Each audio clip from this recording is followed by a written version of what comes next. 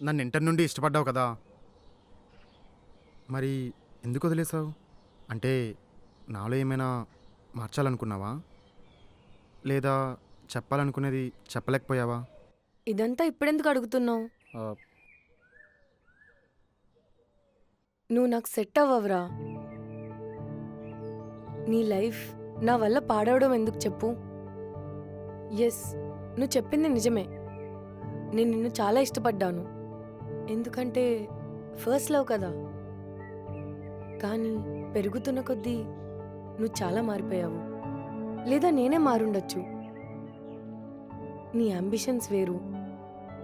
నీ అంత డెడికేటెడ్గా నువ్వు నీ ఎడిటింగ్ కెరియర్ గురించి వెయిట్ చేస్తున్నట్టుగా, నువ్వు ఎప్పుడు సెటిల్ అవుతావని ఎదురు చూస్తూ, ఇంట్లో ఒప్పించడానికి ఇబ్బంది పడుతూ, ఆ మెంటల్ టెన్షన్ నేను తీసుకోలేకపోయాను రా.